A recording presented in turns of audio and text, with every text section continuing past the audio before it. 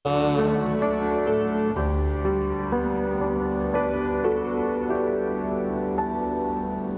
jemaat sekalian, kita berdoa bersama-sama, kita siapkan hati kita sebelum kita mendengarkan firman Tuhan. Inilah hati kami ya Tuhan, bahwa hati kami sungguh-sungguh percaya kepadamu, bukan dengan mulut bibir kami, tetapi dengan iman kami, bahwa kami percaya dan kami mengaku bahwa Engkau adalah Allah yang sanggup memulihkan hidup kami. Engkau adalah Allah yang menyertai kami, sekalipun di tengah-tengah kehidupan kami saat ini ada begitu banyak pergumulan, ada begitu banyak hal yang membuat kami terluka. Namun kami melihat kuasa-Mu, penyertaan-Mu ada di dalam kami.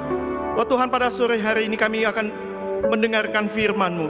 Kiranya Engkau boleh menguasai hati dan pikiran kami, sehingga pada waktu kami mendengar, kami merenungkan firman-Mu, kami juga dimampukan oleh Tuhan dan Roh Kudus-Mu yang menyertai kami untuk mengaplikasikan firman itu di dalam kehidupan kami.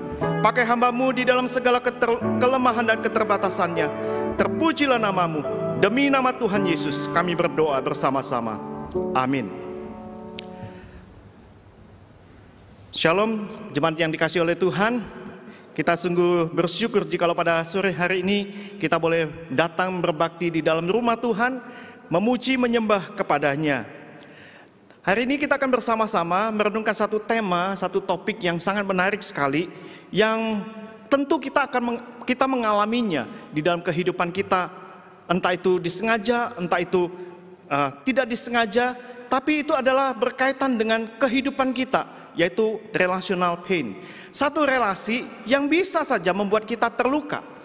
Nah, saudara-saudara yang dikasihi oleh Tuhan, di dalam dunia yang begitu berkembang, di dalam teknologi yang begitu maju, bahkan kita memiliki gadget-gadget yang membuat kita bisa saja terlena, bahkan bisa saja membuat gadget-gadget itu memberikan satu dampak yang positif juga kepada kita, yang memudahkan kita untuk melakukan satu relasi dengan rekan-rekan, dengan saudara-saudara kita yang lainnya, baik itu melalui teks maupun untuk telepon, maupun juga video call. Kita bisa melakukan satu relasi percakapan dengan sesama rekan-rekan, saudara kita, suami, istri, anak-anak kita, dan bahkan siapa saja yang bisa kita hubungi dengan kemajuan teknologi yang pesat ini. Dan bahkan di dalam kehidupan masyarakat kita, dengan kemajuan teknologi ini, tidak sedikit orang-orang berusaha untuk mengupload kehidupan mereka dengan status-status yang ingin diketahui oleh kebanyakan orang. Dan salah satu aplikasi yang cukup ngetren pada saat ini adalah TikTok. Saya boleh tahu siapa yang pakai TikTok, yang mengupload atau yang mendownload TikTok, aplikasi TikTok? Nggak ada. Ada ya.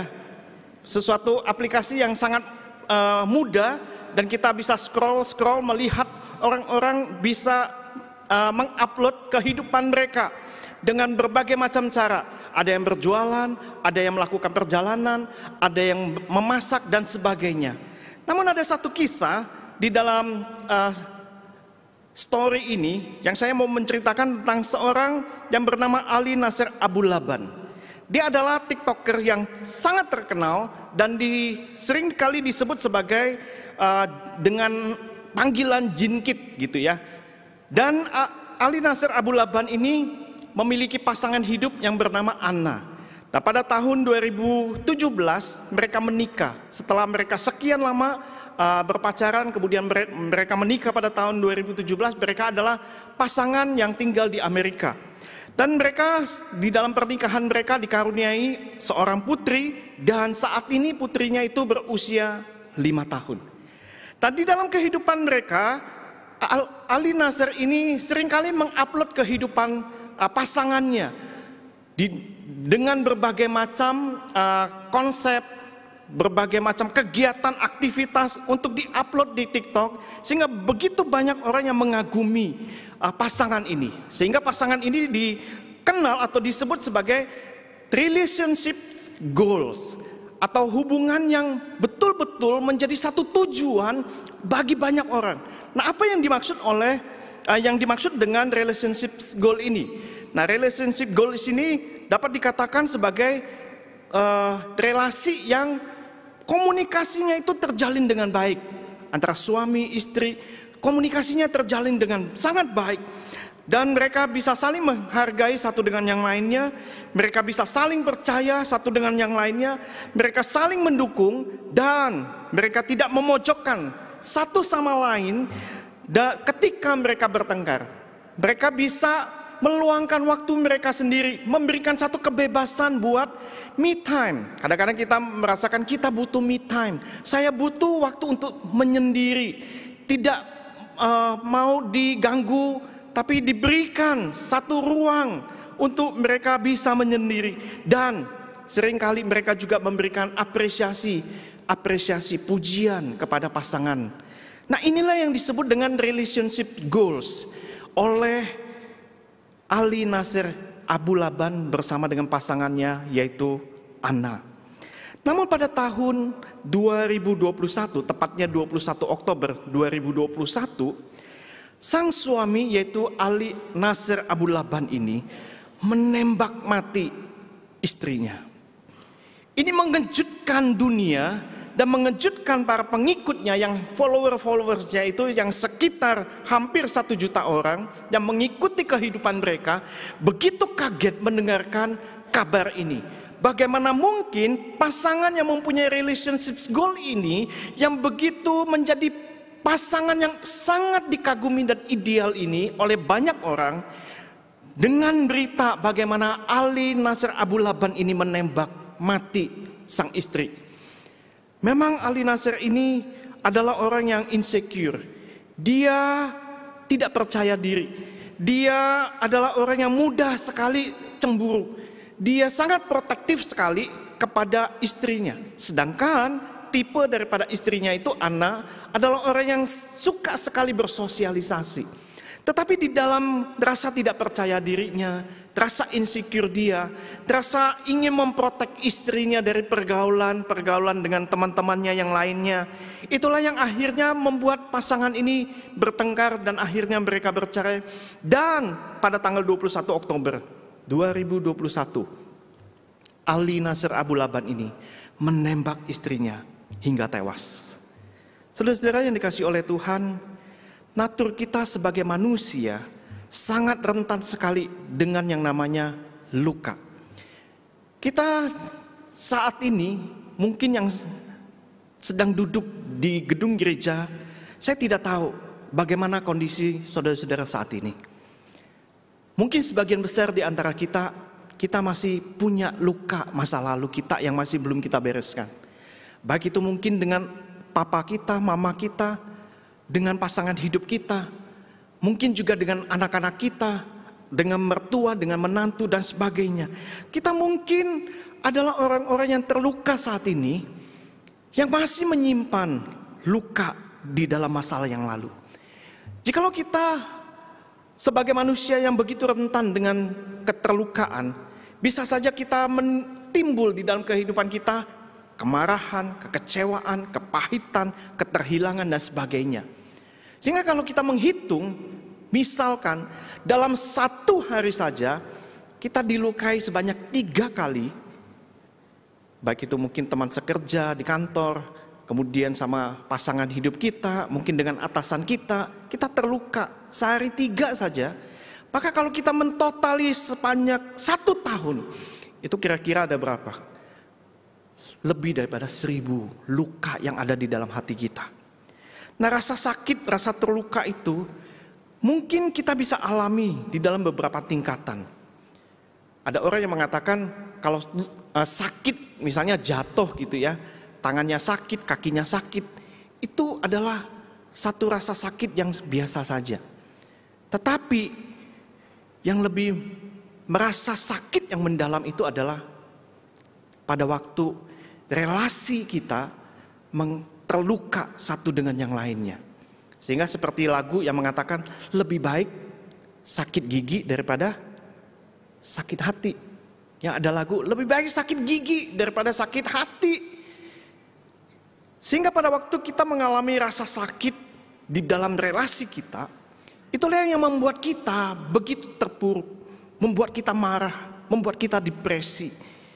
Dan bahkan lebih celakanya lagi adalah ketika luka itu disebabkan oleh orang-orang yang kita percaya, dan khususnya kepada orang yang dikatakan sebagai orang Kristen apalagi, maka di situ timbul luka yang lebih dalam lagi. Ada begitu banyak orang-orang yang terluka antara sesama orang Kristen. Ada yang mengatakan saya ditipu oleh dia, padahal kita sama-sama satu gereja, sama-sama satu pelayanan, tetapi dia menipu saya, makan uang saya, ciak uang saya dan sebagainya. Sehingga itu membekas luka itu begitu dalam dan menyebabkan orang itu bisa saja dia kecewa kepada orang tersebut, dia kecewa kepada Tuhan, dia kecewa kepada komunitas Kristen, dan dia bisa saja kecewa dan akhirnya meninggalkan imannya mengikut Kristus. Saudara-saudara, bagaimana dengan kondisi kita hari ini? Siapakah orang yang paling sulit kita maafkan hari ini? Pernahkah kita melepaskan semua permasalahan, pergumulan, rasa sakit hati kita di masa yang lampau itu, lalu kita mau berrekonsiliasi dengan mereka? Kita adalah orang-orang yang rentan dengan perasaan yang terluka. Kita adalah orang-orang yang rentan dengan relasi yang menyakitkan. Demikian juga yang terjadi dengan Rasul Paulus. Rasul Paulus adalah rasul yang sangat besar, yang sangat hebat, tetapi sekalipun dia adalah rasul yang dipercayakan oleh Tuhan Yesus sendiri untuk memimpin atau memberitakan Injil kepada bangsa-bangsa lain selain bangsa Yahudi, dia adalah rasul yang pernah juga mengalami yang namanya rasa kecewa. Rasa di mana dia disalahpahami oleh orang lain, di mana dia pernah disakiti, dia juga pernah dikhianati oleh rekan sepelayanannya, dan bahkan khususnya oleh guru-guru palsu. Nah, mari kita melihat salah satu kehidupan daripada Rasul Paulus, bagaimana dia menangani di dalam relationship pain dia kepada jemaat Korintus. Nah, mari kita membaca satu bagian ini di dalam 2 Korintus pasal yang kedua, ayat yang ke-5 sampai ayat yang ke-11. 2 Korintus pasal yang kedua, ayat yang ke-5 sampai ayatnya yang ke-11. Saya bacakan bagian ini untuk kita semua. Tetapi jika ada orang yang menyebabkan kesedihan, maka bukan hatiku yang disedihkannya, melainkan hati kamu sekalian. Atau sekurang-kurangnya supaya jangan aku melebih-lebihkan hati beberapa orang di antara kamu. Bagi orang yang demikian, sudahlah cukup teguran dan sebagian besar dari kamu, sehingga kamu sebaliknya harus mengampuni dan menghibur dia, supaya ia jangan binasa oleh kebinasaan yang terlampau berat. Sebab itu aku menasihatkan kamu, supaya kamu sungguh-sungguh mengasihi dia. Sebab justru itulah maksudnya aku menulis surat kepada kamu, yaitu untuk menguji kamu, apakah kamu taat dalam segala sesuatu. Sebab barang siapa yang kamu ampuni kesalahannya, aku mengampuninya juga. Sebab jika aku mengampuni, seandainya ada yang harus kau ampuni, maka hal itu kubuat oleh karena kamu di hadapan Kristus, supaya iblis jangan beroleh keuntungan atas kita, sebab kita tahu apa maksudnya. Demikian jauh pembacaan di dalam perikop 2 Korintus pasal yang kedua, ayat yang ke-5 sampai yang ke-11. Nah, di dalam bagian ini kita perlu sedikit mengetahui bagaimana latar belakang pada waktu Paulus menuliskan surat ini kepada jemaat di Korintus. Nah, di dalam perjalanan misi Paulus yang kedua, Paulus mengunjungi kota Korintus ini di dalam pada waktu dia melakukan perjalanan misinya itu dari beberapa kota, dari satu kota ke kota yang lain. Dalam perjalanan misinya yang kedua, dia mampir ke salah satu kota yang besar, yaitu kota Korintus. Kota Korintus adalah satu kota kosmopolitan, satu kota yang dipenuhi oleh mayoritas daripada orang-orang Yunani. Dan kota Korintus ini adalah satu kota yang merupakan kota bisnis, kota di mana banyak sekali wirausahawan yang melakukan perdagangan, dan bahkan juga banyak orang-orang yang berbelanja di situ. Ada turis yang datang karena ada pelabuhan yang besar di kota Korintus ini. Dengan pelabuhan yang besar ini, maka begitu banyak orang-orang yang datang ke kota Korintus ini, sehingga sebagai pusat kota yang punya kapasitas metropolitan, kosmopolitan.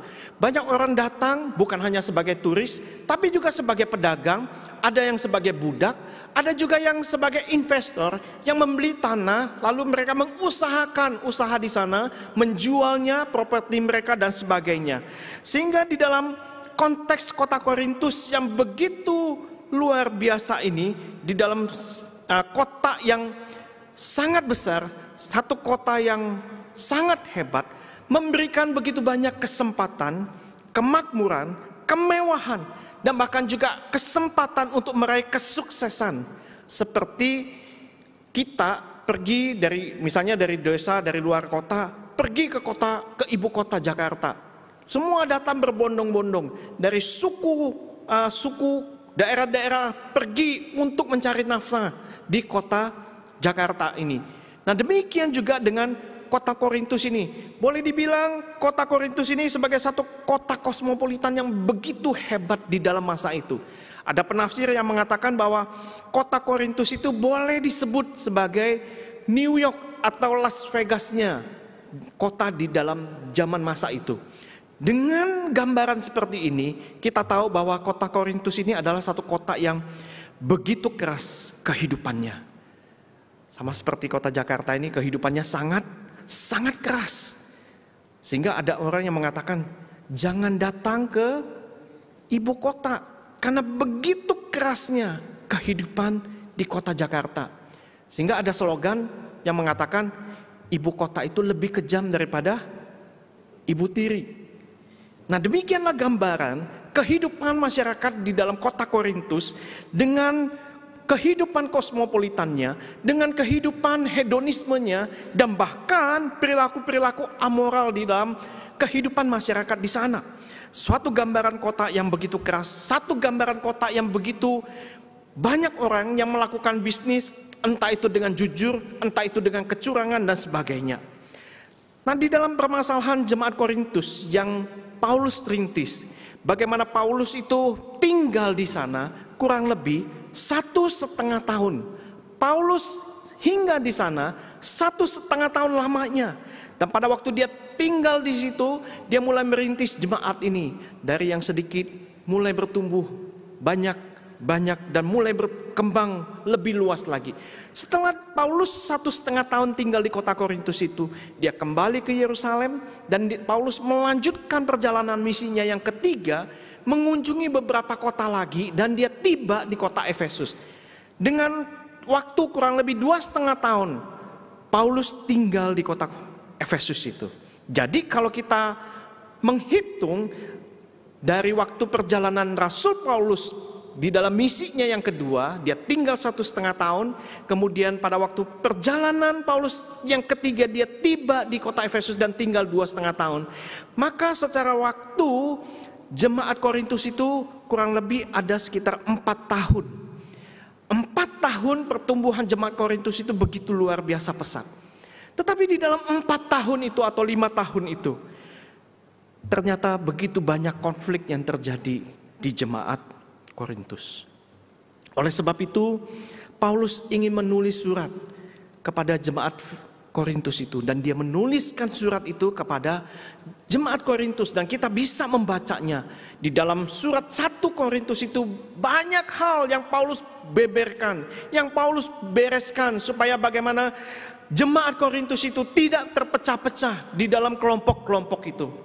Dan pada waktu dia mau menuliskan surat yang kedua itu, kita bisa membaca di dalam ayat yang keempat pasal yang kedua di dalam 2 Korintus itu, bagaimana Paulus dengan air mata dia menuliskan surat ini pada waktu dia punya satu kerinduan untuk datang ke kota Korintus itu. Tapi dia tidak ingin kedatangannya itu membawa satu duka cita bagi jemaat di sana. Apa yang terjadi antara jemaat Korintus dengan Paulus? Padahal Paulus sudah berusaha untuk membangun jemaat ini dengan baik, di dalam kebenaran, dengan Injil yang tepat, yang benar, supaya mereka bertumbuh di dalam iman yang sejati. Tetapi sebagian para pengajar-pengajar atau guru-guru palsu itu, mereka menyudutkan Paulus. Mereka mempertanyakan tentang kerasulan Paulus. Mereka mempertanyakan tentang integritas Paulus. Sehingga dengan pernyataan-pernyataan mereka itulah yang membuat Rasul Paulus itu begitu sedih. Dia yang membangun jemaat itu, tetapi justru sebagian jemaat itu yang menolak dia, yang meragukan akan kerasulannya, yang meragukan akan pengajarannya. Dan sebagian jemaat itu justru menerima pengajaran-pengajaran daripada guru-guru palsu itu. Maka inilah yang menjadi latar belakang Paulus dengan jemaat Korintus. Ada luka tentunya di dalam hubungan relasi Paulus dengan jemaat Korintus ini. Maka apa yang dilakukan oleh Paulus kepada jemaat ini? Paulus tidak membalas kejahatan mereka dengan kejahatan.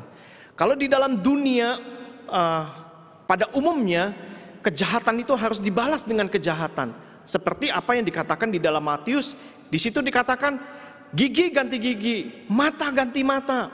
Tetapi kita sebagai orang Kristen, kita perlu belajar untuk mengasihi mereka, mendoakan mereka. Maka disitulah Paulus mengingatkan kepada jemaat Korintus yang tetap setia kepada dia, kepada Kristus, untuk belajar, menerima mereka, mengasihi mereka, memulihkan mereka supaya mereka kembali diberikan satu kesempatan untuk bertobat. Maka di dalam bagian ini ada 3 hal yang kita pikirkan bersama-sama atas tindakan Paulus kepada jemaat Korintus untuk melakukan rekonsiliasi antara sesama jemaat Korintus dengan jemaat Korintus, dan bahkan sebagian jemaat Korintus dengan diri Paulus sendiri. Yaitu yang pertama, Paulus mengingatkan kepada seluruh jemaat Korintus itu melihat bahwa Allah itu adalah sumber pengampunan, penerimaan dan pemulihan bagi orang-orang percaya lainnya yang mengalami relational pain. Saat seseorang itu bersalah kepada kita cenderung untuk marah, kita cenderung kecewa, kita bahkan mungkin berteriak, kita ingin melampiaskan kemarahan kita kepada mereka karena mereka telah menyakiti kita. Hubungan itu telah melukai kita.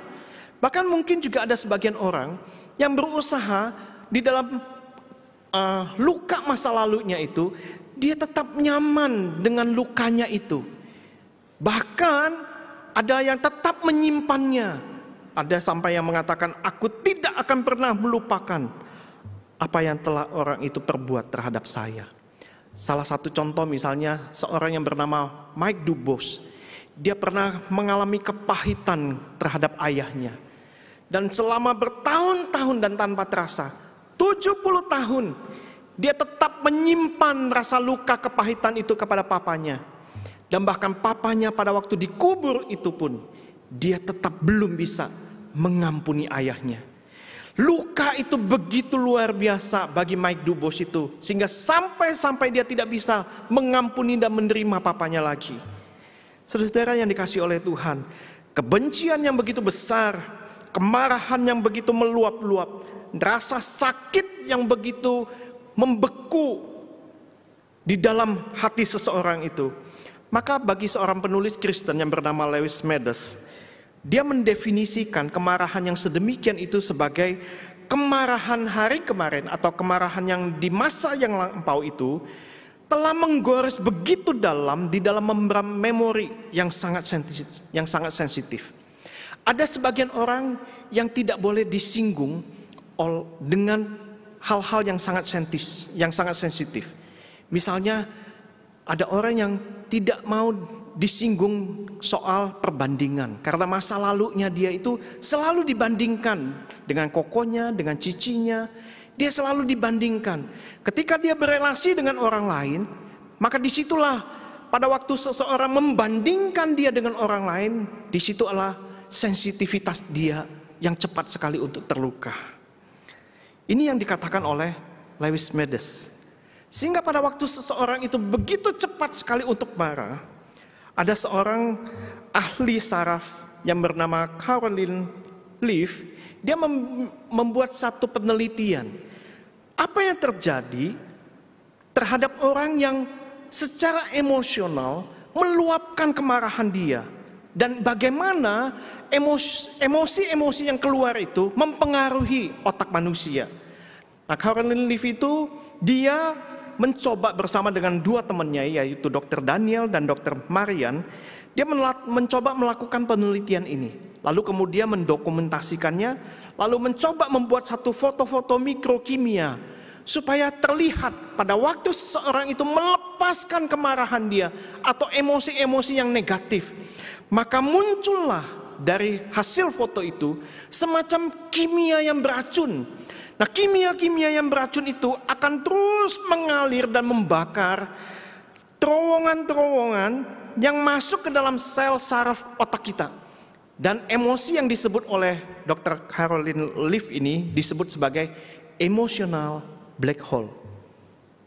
Maka dia menyebutnya itu ada neuron-neuron yang masuk untuk menyerang, untuk membakar, sehingga seluruh tubuh kita itu dimasuki atau diracuni dengan zat-zat kimia itu, sehingga timbullah di dalam otak kita itu sebuah kebencian yang meluap-luap. Namun pada waktu dia meneliti ini, dia tidak berhenti sampai di situ. Pada waktu orang-orang meluapkan kemarahan dia, ada cairan-cairan yang keluar merasuki otaknya itu, ada black hole yang masuk itu, maka orang meluap keluar. Tetapi ajaibnya, setelah dia meneliti lebih lanjut, bahwa sebenarnya emotional black hole itu dapat dipulihkan. Dapat dipulihkan dengan sebuah memori yang baru, menggantikan memori yang lama itu, yaitu dengan yang namanya pengampunan, forgiveness. Saudara-saudara yang dikasihi oleh Tuhan, Paulus menasehati mereka, yaitu jemaat Korintus, untuk belajar mempraktikkan kasih Kristus itu, memberikan pengampunan kepada mereka yang telah melukai Paulus maupun yang telah melukai sesama jemaat. Dan di sini kita bisa belajar pada waktu kita membaca di dalam ayat yang ke-7, ayat yang ke-8. Pada waktu mereka bersalah, tegurlah mereka dengan cukup, tegur yang secukupnya. Tidak perlu terlalu kasar. Lalu terimalah mereka, supaya mereka tidak menjadi beban yang berat. Mereka merasa begitu bersalah. Seringkali ada orang yang mengatakan, saya mengampuni kamu, tetapi saya tidak bisa berhubungan lagi dengan kamu, atau saya tidak bisa dekat-dekat lagi dengan kamu. Atau ada orang yang mengatakan, saya mengampuni kamu, saya memaafkan kamu, tetapi proses hukum tetap berjalan. Apakah ini yang disebut dengan pengampunan yang sejati? Ada orang lagi misalnya, kita sebagai atasan, kita tahu ada bawahan kita yang melakukan kesalahan atau dia melakukan korupsi. Kita mungkin bisa mengampuni dia, kita mungkin bisa memaafkan dia, kita bisa melupakan hasil korupsi dia. Tetapi apakah bisa kita tetap menerima dia sebagai pegawai kita? Mungkin kita bisa mengatakan, saya mengampuni kamu, saya tidak memproses itu di dalam hukum, tapi saya tidak bisa menerima kamu sebagai pegawai saya lagi. Saudara-saudara yang dikasihi oleh Tuhan, ini adalah sesuatu hal yang memang sangat tidak mudah untuk kita lakukan. Tetapi mari kita belajar melihat apa yang dilakukan oleh Tuhan Yesus kepada Petrus. Salah satu rasul yang begitu luar biasa dipercayakan oleh Tuhan untuk memimpin rekan-rekannya. Karena Petrus adalah batu karang. Dialah yang akan membangun umat Tuhan di atas dasar kaki Petrus ini. Petrus pernah jatuh, gagal, dia mengecewakan Tuhan. Dia pernah menyangkal Tuhan Yesus dan bahkan dia pernah meragukan Tuhan Yesus. Tetapi apa yang dilakukan oleh Tuhan Yesus kepada Petrus? Dia memanggil pada waktu kita membaca di dalam Yohanes pasal 21. Di dalam kekecewaan, kesedihan daripada Petrus, dia kembali menjadi nelayan. Tuhan Yesus memanggil dia, mengajak dia makan. Tuhan Yesus tidak mengungkit-ungkit kegagalan dia. Tuhan Yesus tidak mengungkit-ungkit kesalahan dia, penyangkalan dia. Tetapi yang Tuhan terus mengasihi dia dengan kasih agape. Dengan kasih agape, supaya Petrus dipulihkan. Dia diterima, dia dipeluk oleh Tuhan untuk melanjutkan pelayanan yang dipercayakan oleh Kristus. Sehingga kita bisa membaca di dalam 2 Korintus pasal yang kelima ayat yang ke-19. Di dalam bagian ini Paulus menuliskan apa yang telah dialami di dalam Kristus. Bahwa Allah itu mendamaikan dunia dengan dirinya oleh Kristus dengan tidak memperhitungkan pelanggaran mereka. Artinya Allah tidak pernah menambahkan atau memperhitungkan dosa atau menambahkan kejahatan kita, atau lebih tepatnya itu Tuhan tidak pernah menyimpan kesalahan dan kejahatan kita. Sehingga pemazmur itu kalau kita membaca di dalam Mazmur 32 ayat yang pertama sampai yang kedua itu, ini adalah satu mazmur yang begitu menghibur kita. Berbahagialah orang yang diampuni pelanggarannya, yang dosanya ditutupi oleh kesalahannya, yang dosanya ditutupi dan kesalahannya tidak diperhitungkan. Ini adalah satu janji Tuhan, bahwa dosa kita adalah dosa yang tidak diperhitungkan, dosa yang ditutupi karena Dia begitu mengasihi kita. Dan di bagian yang lain Mazmur 130 di situ juga dikatakan, Tuhan, siapakah yang sanggup jikalau Tuhan itu mengingat-ingat kesalahan kita? Tidak ada yang sanggup kalau Tuhan memperkatakan setiap dosa kita. Tetapi justru melalui pemazmur ini dia tahu bahwa Tuhan yang dia sembah itu adalah Tuhan yang pengampun. Tuhan yang tidak pernah mengingat-ingat dosa dan pelanggaran kita. Dan sekali lagi, seorang penulis Kristen yang bernama Lewis Medes, dia mengatakan begini mengenai pengampunan. Bahwa kasih itu membiarkan masa lalu mati. Pada waktu kita mengasihi seseorang, sebenarnya luka-luka masa lalu kita itu harusnya sudah mati. Lalu Lewis Medes melanjutkan, ia menggerakkan orang-orang pada permulaan yang baru tanpa menyelesaikan atau mempedulikan masa lalu. Kasih tidak perlu membereskan semua kesalahpahaman. Kasih lebih suka menyimpan segala akhir yang tidak jelas dari yang benar dan yang salah di masa lalu ke dalam pelukan pengampunan. Dan dia melanjutkan dan mendorong kita menuju awal yang baru. Singkatnya Lewis Medes mau mengatakan, ketika kita mengalami relational pain kepada sesama kita, seharusnya dengan kasih Kristus kita bisa mengampuni dan bisa menerima mereka kembali. Ingatlah bahwa Allah itu adalah sumber pengampunan, penerimaan dan pemulihan bagi kita. Maka pada waktu kita mengalami relational pain dan kita mengerti, kita telah mengalami kasih Allah yang begitu besar yang telah mengampuni kita, memulihkan kita dan menerima kita kembali. Maka kita masuk ke fase yang kedua, yaitu di mana kita belajar bahwa Allah bisa memakai relational pain kita itu untuk menjadi saluran berkat yang efektif bagi orang lain. Tuhan kadang-kadang bisa memakai luka-luka yang menghampiri hidup kita untuk menjadi berkat bagi orang lain. Saudara-saudara yang dikasihi oleh Tuhan, bagaimana Paulus bisa menghibur jemaat Korintus yang telah mengecewakan hatinya, yang telah menolak dia, yang meragukan kerasulannya, yang meragukan integritas hidupnya. Paulus dia mencatat di dalam 2 Korintus pasal yang pertama ayat yang keempat dengan demikian. Kalau dia sanggup menghibur mereka, yaitu jemaat-jemaat Korintus, yang berada di dalam berbagai macam-macam penderitaan dengan penghiburan yang kami terima sendiri dari Allah. Paulus sadar bahwa di dalam hubungan relasi yang pernah terluka itu, dia tahu Allah bisa tetap memakai Paulus menjadi saluran berkat bagi jemaat di Korintus.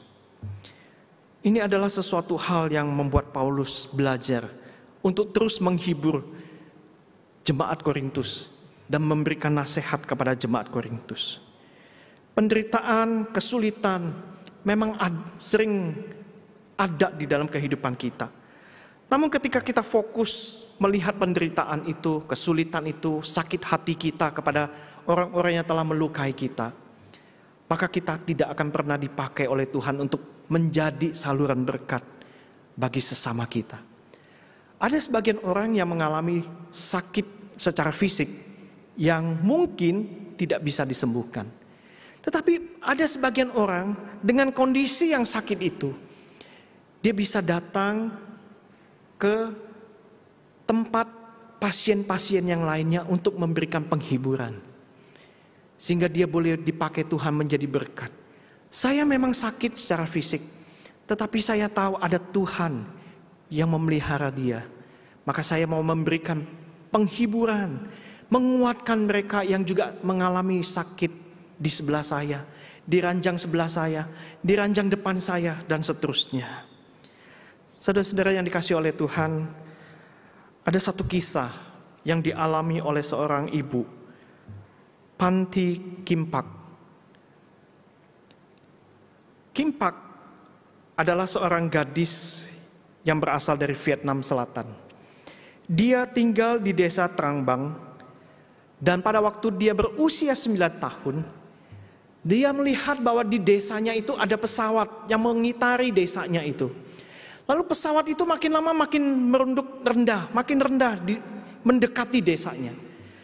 Nah, pada waktu itu peristiwa itu terjadi pada tanggal 8 Juni tahun 1971.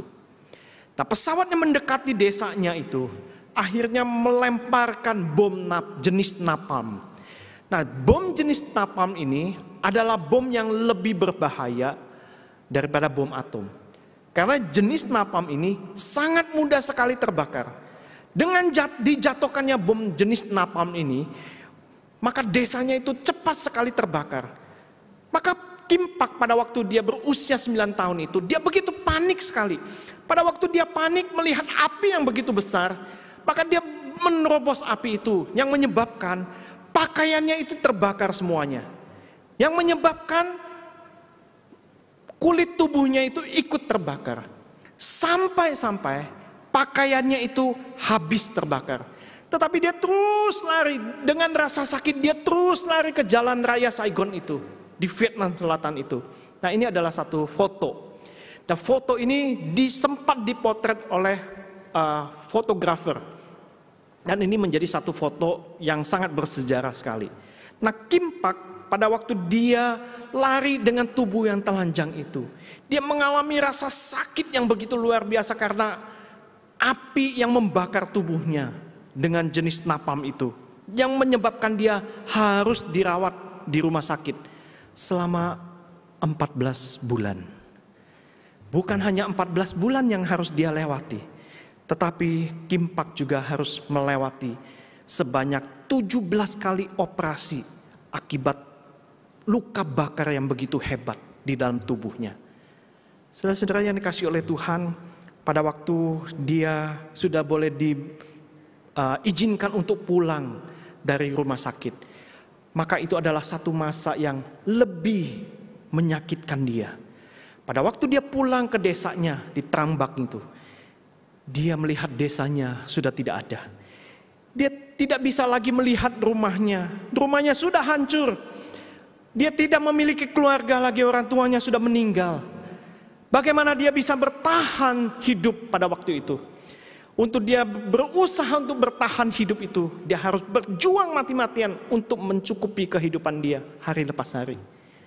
Dan tanpa terasa, pada waktu dia menginjak usia 20 tahun, dia sering kali pergi mengunjungi ke perpustakaan, dia membaca sebuah Alkitab. Nah, pada Natal 1982, dia bertobat dan dia menerima Tuhan Yesus sebagai juru selamatnya pribadi. Dan di situ dia belajar melihat bagaimana alam menolong dia untuk belajar mengampuni. Kehidupan kehidupan Kimpak itu sangat tidak mudah. Dia begitu kecewa, cepat kecewa kepada orang. Dia tidak bisa menerima orang karena kepahitan yang dia alami. Dan dia mengatakan bahwa pada waktu dia belajar untuk mengampuni dan menerima seseorang, itu adalah hal yang paling sulit yang dia lakukan. Tetapi bersyukur pada waktu dia menerima Kristus, dia mengatakan begini, pengampunan membebaskan aku dari kebencian. Aku masih memiliki banyak luka di tubuhku dan sering merasa kesakitan. Tetapi hatiku sudah dibersihkan. Napalm sangatlah kuat. Tetapi iman, pengampunan, dan kasih jauh lebih kuat.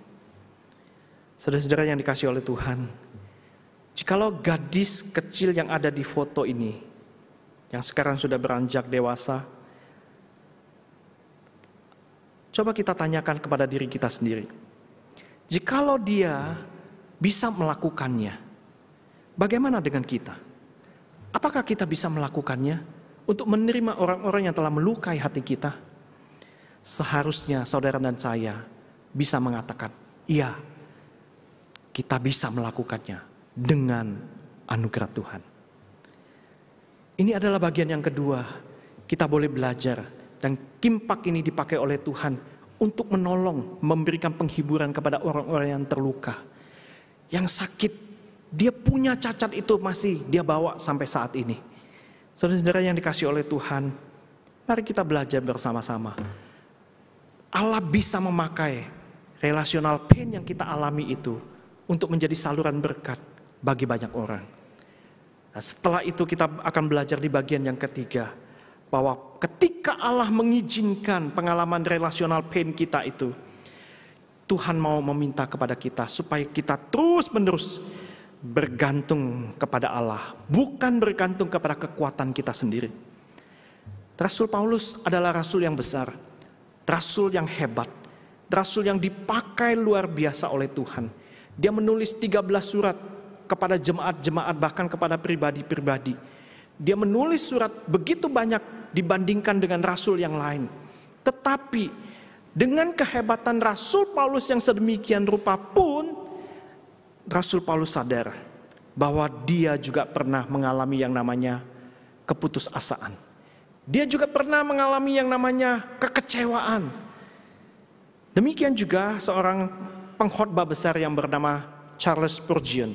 Dia dikenal sebagai Prince of Preachers, sebagai pengkhotbah yang besar, rajanya pengkhotbah. Di dalam perjalanan hidupnya, dia juga pernah mengalami yang namanya depresi. Di dalam catatan Alkitab juga kita melihat yang namanya Nabi Elia.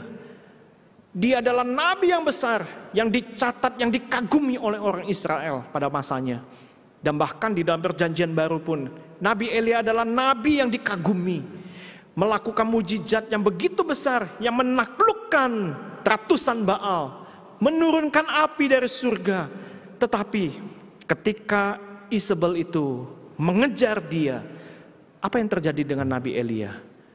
Dia lari, dia takut, dia bersembunyi. Bahkan dia mengatakan kepada Tuhan, lebih baik saya cukup sampai di sini, lebih baik saya mati saja. Saudara-saudara, kita bukan orang yang kuat, kita bukan orang yang hebat. Kita begitu mudah sekali tersinggung, kita mudah sekali terluka. Tetapi kita mau belajar bagaimana kita mau mengandalkan Tuhan. Paulus yang hebat pun dia mengandalkan Tuhan.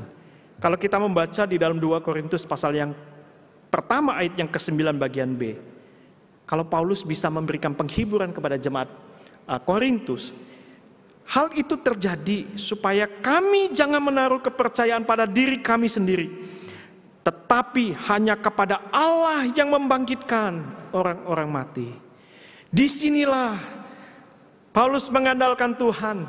Dia tidak mengandalkan dirinya sendiri, tetapi dia mengandalkan kekuatan Tuhan. Kita bukan orang yang seperti dipacu, diajar oleh motivator-motivator gitu ya. Kalau kita berhadapan dengan cermin, kamu pasti bisa, kamu pasti bisa, kamu pasti bisa.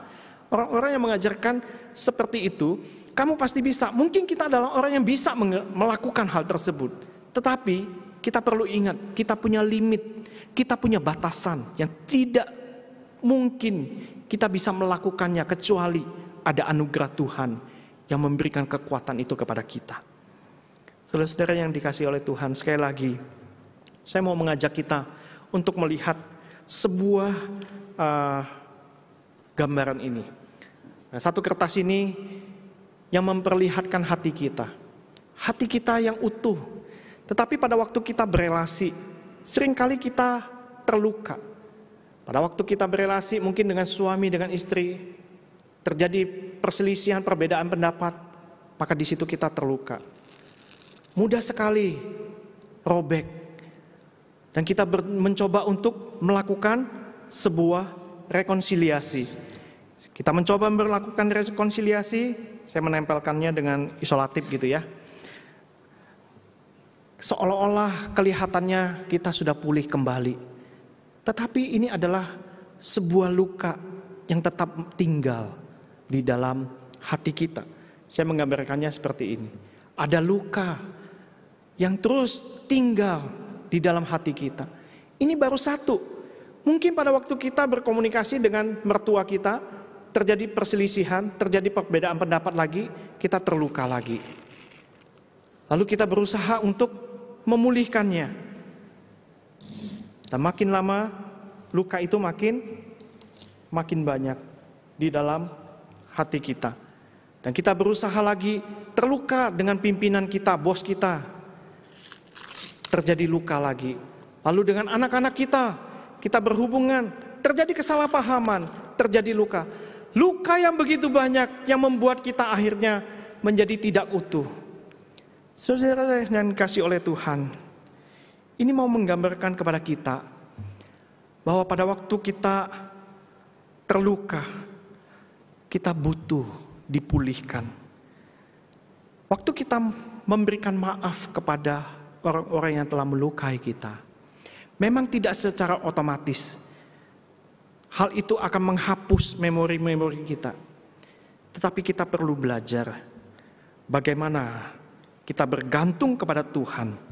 Sebab jikalau kita tidak bergantung kepada Tuhan dan kita terus-menerus menyimpan luka itu tetap ada di dalam diri kita, maka sesungguhnya seperti yang dicatat di dalam ayat yang ke-11, iblis bisa mengambil keuntungan kita dari kita. Dia bisa memakai kita untuk memecahkan jemaat. Dia bisa memakai kita untuk mengacaukan kehidupan orang lain. Dan itu betapa bahayanya. Saudara-saudara yang dikasihi oleh Tuhan, kita tidak perlu melakukan hal-hal yang besar. Seperti apa yang dikatakan oleh Mother Teresa.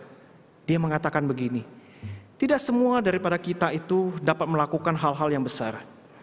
Tetapi kita dapat melakukan hal-hal yang kecil dengan apa? Kasih yang besar.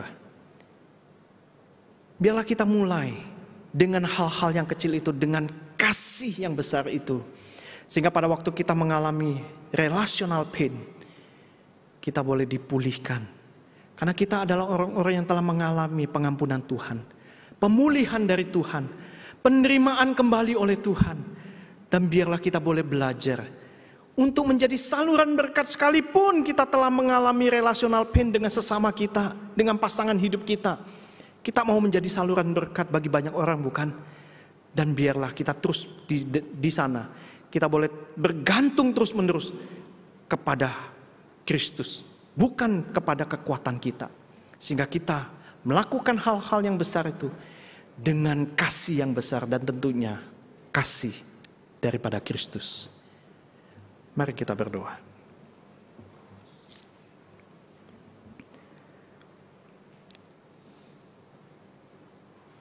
Bapa di dalam surga, kami membawa diri kami pada sore hari ini.